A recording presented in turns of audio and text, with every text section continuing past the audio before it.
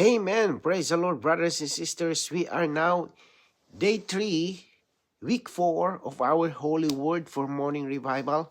So let's go read the Bible verses. John chapter 7, verse 39. But this is said concerning the Spirit, whom those who believe into him were about to receive. For the Spirit was not yet, because Jesus had not yet been glorified. Romans 8:9. You are not in the flesh, but in the Spirit. If indeed the Spirit of God dwells in you, yet if anyone does not have the Spirit of Christ, he is not of him. So here in John chapter 7, verse 39, the Lord was speaking about the Spirit, right? But it says something very particular. The Spirit was not yet. So this does not mean the Spirit did not exist. Because from Genesis, right, you see, the Spirit of God was already there. But according to this verse, this refers to a particular stage of the Spirit. The Spirit after the Lord's death and resurrection. Now, before the Lord was crucified and glorified, the Spirit had not yet become the all-inclusive Spirit. But after his resurrection, the Lord passed through a process, incarnation, human living, crucifixion, and resurrection. And in resurrection, he became the life-giving Spirit. That is 1 Corinthians 15:45. So now, the Spirit we receive today is not just the Spirit of God in a general way, but a Spirit who includes all that Christ is and has accomplished. This is why today, when we call on the Lord, we don't receive something outward. We receive the process, triune God, as a life within us. So this verse, the Spirit of God and the Spirit of Christ are actually one Spirit. And it shows that the Spirit today includes both God and Christ.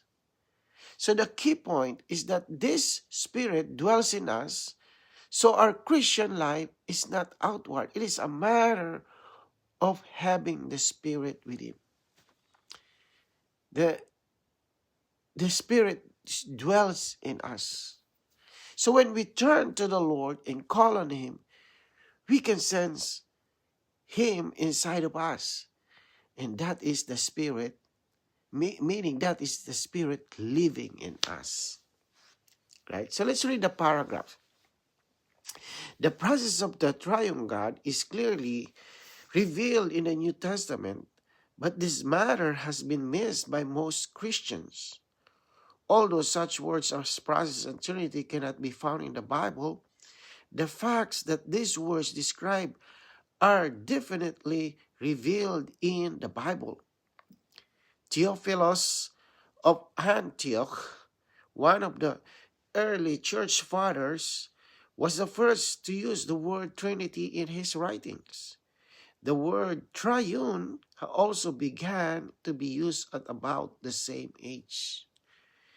In Matthew 28:19, the Lord Jesus charged the disciples to baptize the nation into the name of the Father and of the Son and of the Holy Spirit. In this verse, name is singular in number, yet the one name refers to three persons.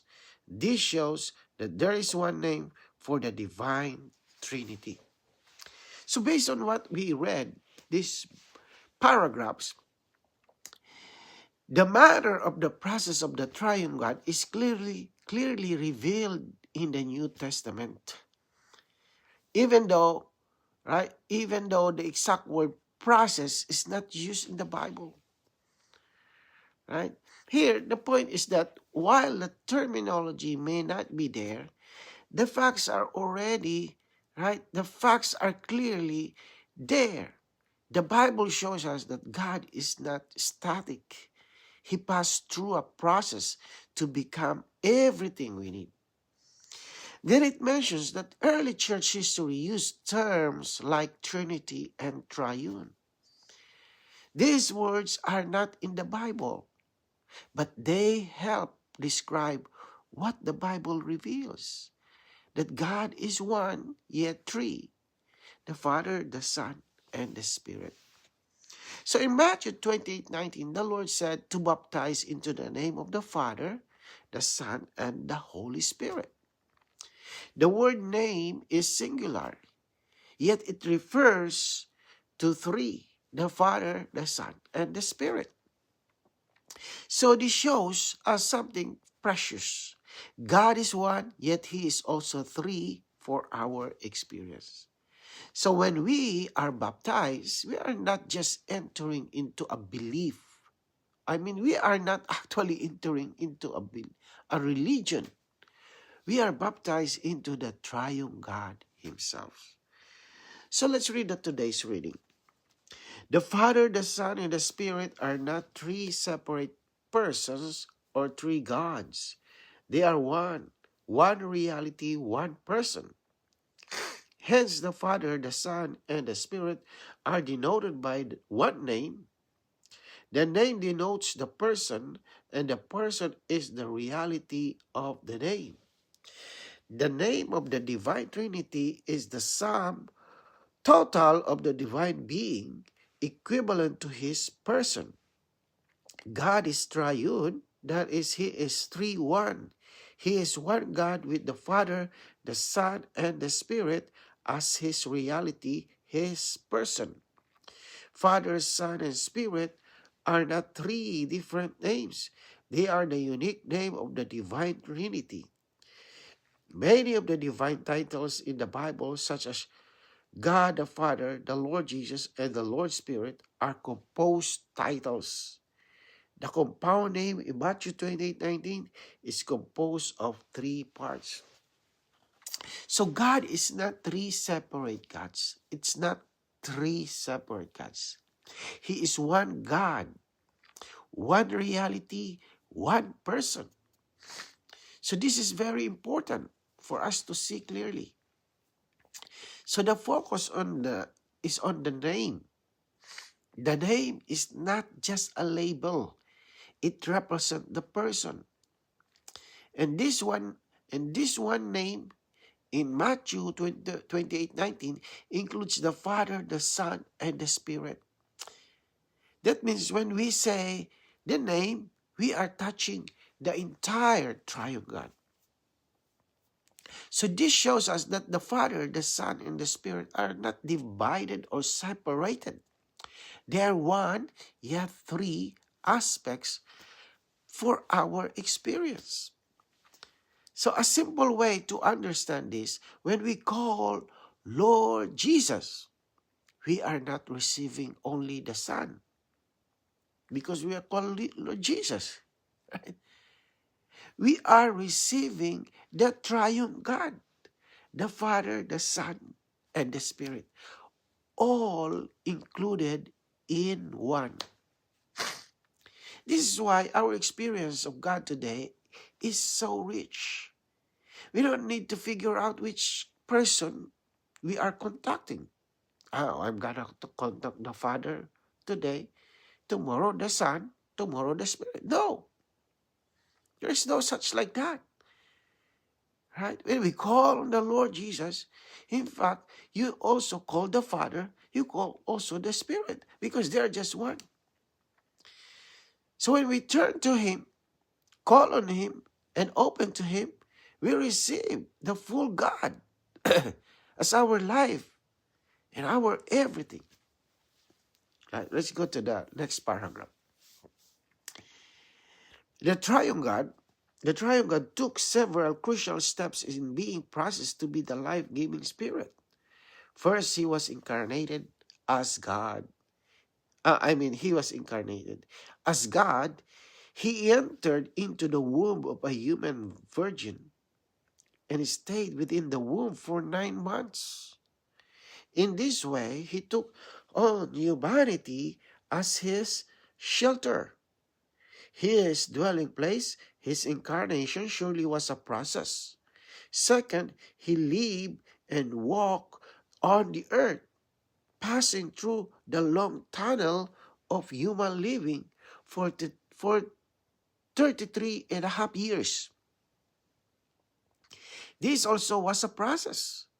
Third, he entered into death and passed through death, which included the grave and Hades. Fourth, after 3 days, he walked out of death and Hades and entered into resurrection.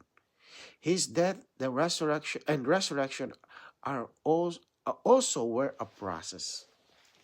So based on this, or according to this paragraph, the triune God passed through a clear process, step by step, to become the life-giving spirit. So first, he was incarnated, right? He became a man.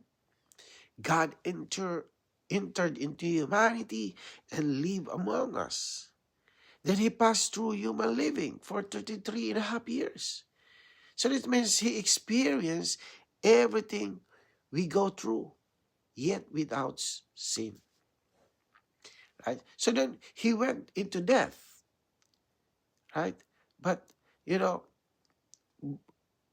his death is a passing through the full experience. Right? It's a passing through the full experience, so that even the grave in Hades. But he did not remain there after 3 days. He rose up in the third day. He rose up in resurrection. So here the point is that all these steps, incarnation, human living, death, and resurrection, were not small things. They were all part of the process for God to become the life-giving Spirit. So today, when we receive the Spirit, we are receiving one who has passed through everything. That is why he can meet us in every situation, whether in weakness, suffering, or even a kind of death experience. He has already been entered and bring us into resurrection. So let's go read the next one. After the Lord's resurrection, he stayed with the disciples for 40 days, during which time he made his presence both visible and invisible to them. Then he led them to Jerusalem and ascended to the third heaven from the Mount of Olives. Through his ascension, the Lord Jesus completed his process. All three, the Father, the Son, and the Spirit, were fully consummated in the Lord's ascension. So, after the Lord resurrected, he did not leave immediately. He stayed with the disciples for 40 days. Sometimes appearing to them, right? And sometimes not. So it shows that he was already in a different realm. It's not longer limited like before. Right? When he was on the human living, he's limited. He's limited by his being human. But then he ascended, he resurrected, he ascended into the heavens. And this was the complete of whole process. So here the point is that in his ascension, the triune God became fully consummated. That means everything he passed through, incarnation, human living, death, and resurrection, was now brought into completion. So the one who is now in the heavens is not just God in a simple way, but the process and completed triune God. So let's read the next one. The word consummation indicates that a work or a process has been completed or finished. Before his incarnation, God was raw, having the divine nature but not the human nature. Through incarnation, human living, crucifixion, resurrection, and ascension, God was processed and consummated. Now he is no longer the raw God. He is the consummated and completed triune God with divinity, humanity, human living, the all-inclusive death, the powerful resurrection, and the transcendent ascension. All of these are elements or ingredients in the process and consummated triune God. He mentions about the ingredients. It looks like you are cooking, right? Ingredients being mixed, and when it cooks, that is the triune God, the process triune God. That's why it says the word, it's not raw. The God that we have right now is not a raw God. It's a complete God. It's ready to eat, right? So anyway, this paragraph, it mentions also the word consummation means something has been fully completed, right? So it means it's completed. Before incarnation, God had only divinity.